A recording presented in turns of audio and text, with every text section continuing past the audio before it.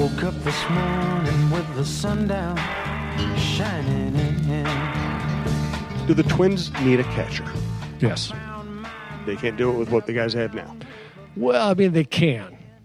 But I think this is an opportunity, and maybe Derek and Thad Falvey and Levine will think that it's not only just an opportunity, but it's a necessity now that's been thrust on them, that they go out and look for a deal, look for a catcher that's a long-term solution.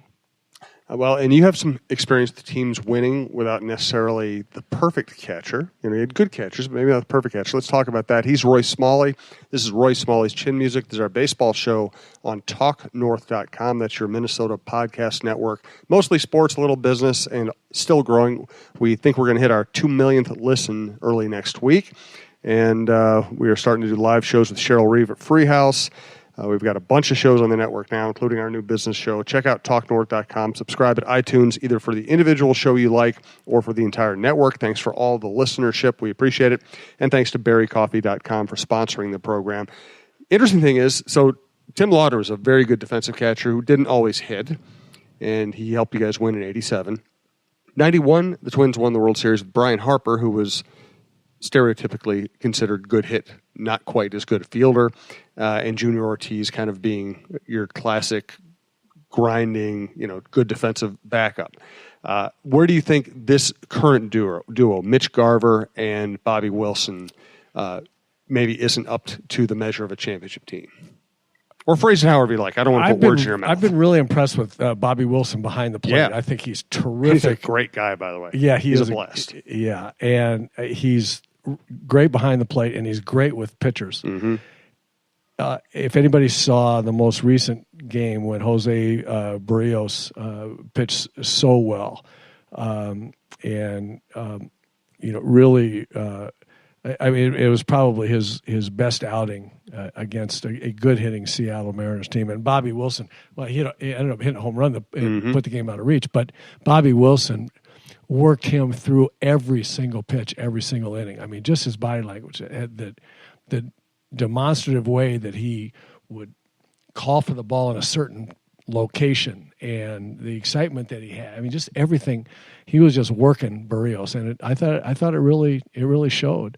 But he's not going to hit a lot. I mean, that home run, a huge home run notwithstanding. I mean, I will say he's not going to hit because that's been his history. And he got that hit after missing a bunt and while probably trying to hit a sacrifice fly. Right. So, and then you have Mitch Garver, who I think has some real talent to develop into a pretty good big league hitter, but he's a ways away defensively. I think that's an honest assessment. I think the Twins would probably tell you that there are things that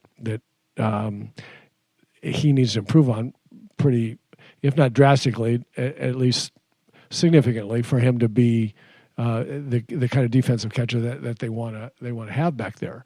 And Jason Castro is lost for the year, but he really has never really contributed an awful lot offensively. So I mean, I think that they needed the Twins needed with the pitching staff that they had. They needed to, and the one that's developing, the young pitchers that are either here or on the way.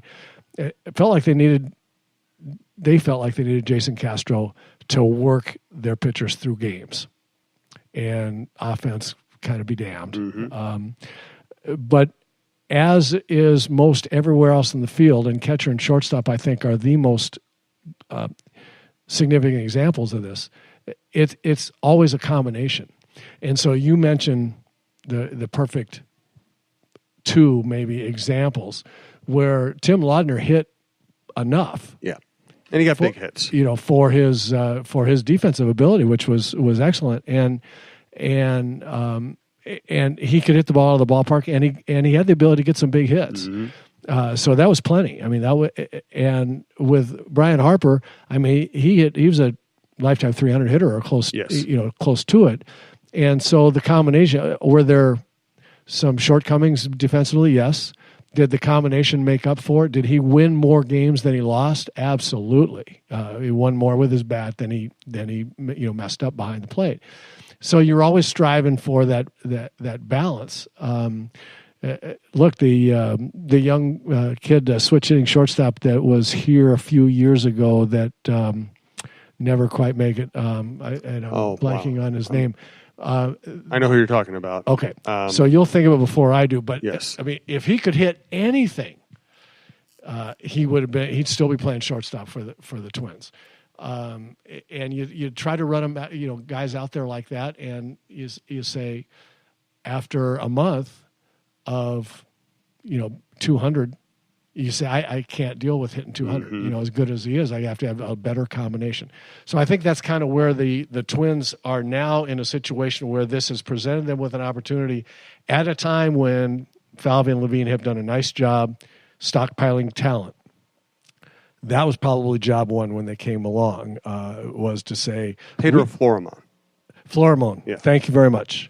Pedro Florimon was probably as good a defensive shortstop as the Twins would ever need, and he just could not, find any offense, and the combination just wasn't enough. Well, I think that the Twins are in a spot now. They've stockpiled enough bodies throughout the organization that they actually might be able to make a trade. They could not, for a meaningful catcher.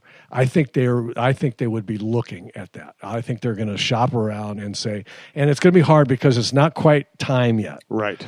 It will be time in late June and July before the deadline where teams are going to say, okay, we got it. We're sellers now, and so there might be somebody available. But I think they're going to start. Be my guess. They're going to start working the phones, and just to see, because they have, for the first time in a long time, they have chips with which to deal. Right? I mean, up until now, if they wanted to get a cornerstone player, they would have to trade a cornerstone player. Okay, mm-hmm. It's a zero-sum game at that point. But now I think that for the right guy behind the plate, which is such, as you will know, it's such an important position. For the right guy, they might be willing to put a package together and do that. The interesting thing is Castro has 1 year left on his contract. So do you go get somebody who basically knocks Castro out of a job or makes Castro a backup next year? I think if you get the right kind of guy, I don't think they would sign Castro again. Right. So for 1 year, yeah. I mean, I think if they got the right guy, they don't need two Castros. Mm-hmm. They don't need another one of those guys. I think now they go with what they have if they're not willing to make a trade and get a guy that they think this guy's going to be a major contributor for 5 years. Right. Interesting. Very interesting. Let's get to Lance Lynn, Robinson Cano, and some other thoughts here. But I do want to thank Barry Coffey. I was having such a good day. I know. We don't need to spend much time on it. I just have a thought. One thought I want to run by you. I want to tell you about berrycoffee.com. Steve Brem is Roy's friend and certainly someone I'm friendly with. He's treated us very well. We appreciate all of his support. And as Roy's told you about, very service-conscious, customer-conscious company. And it's cool, too, if you go to berrycoffee.com, which is a really, really cool website with all their products, including water, tea, coffee, high-end coffee, whatever you want. It's also interesting that Steve was not a coffee drinker when he got into the business. I don't know if you knew that. That's laughable. Isn't that funny? Yeah, he was living in Eden Prairie. He was not a coffee drinker. He didn't think selling coffee would be on his radar. I'm reading here in part from Steve's bio on the website. His first job interview, local coffee distributor. He felt compelled to drink his first cup of coffee, accepts the job offer, and now he owns and runs a coffee company. Yeah, I just think that's funny.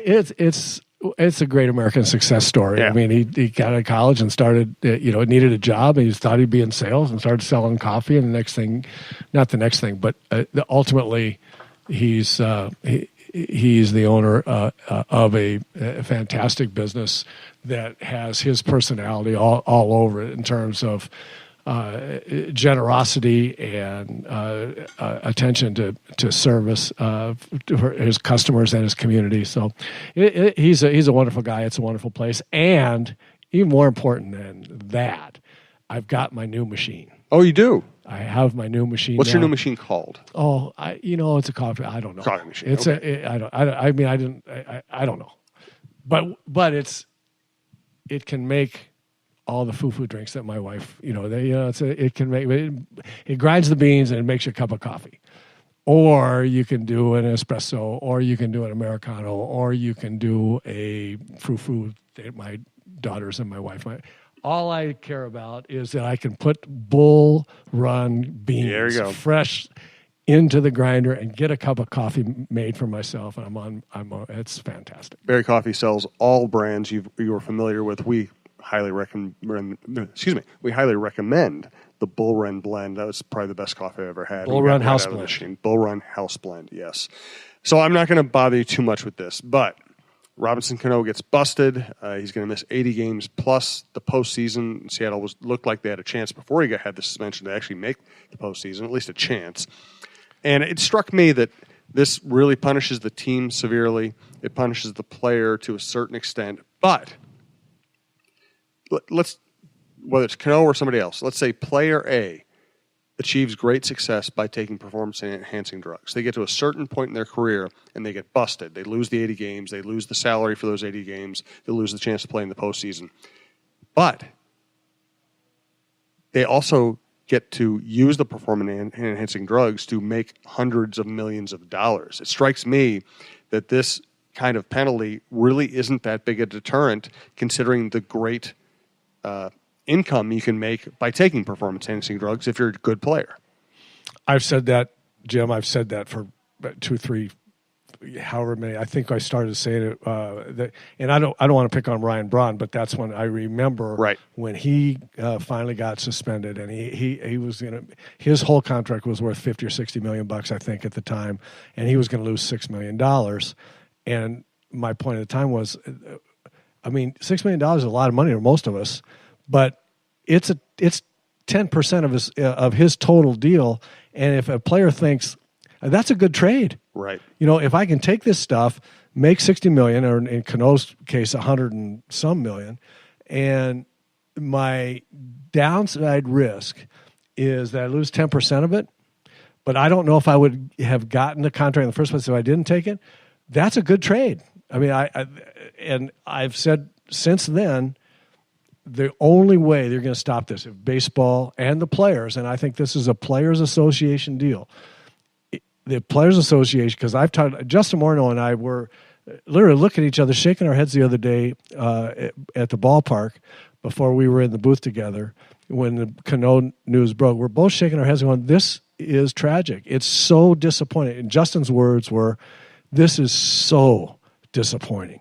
You thought, finally, here's a guy that is Hall of Fame bound, that did it naturally, is a guy you can look up to, all this stuff, and nope, dashed again, right? And we were both just kind of shaking our heads. So I'm an old school guy. Justin Morneau is not, and he feels the same way that I do about this, and I've been saying it since Ryan Braun. The only way, if you're really, really interested in getting this stuff out of the game, is as soon as you're caught, the contract, whatever contract you have, is null and void, and you're suspended. And once you get back, you play for the major league minimum. Yep. And then next year, then you're a free agent, and you try it again.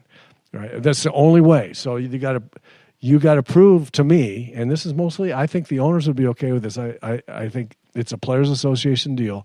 And the players need to be on record and say, where do you stand? Mm-hmm. If they say, for whatever excuse, in my opinion, whatever excuse they have that they don't want to do that, then they're not serious about it. It's tantamount to me to saying we're okay with it. We kind of like the trade. We like the 10% of your salary's gone. 80, and then after that, it's not a player issue, it's a team issue. You've hurt the team. Right. You lose 10% of your salary, but you still get that big contract, and the team loses you for 80 games and the postseason. Mm-hmm. That's a pretty one-way selfish deal. Well, this is the kind of show where we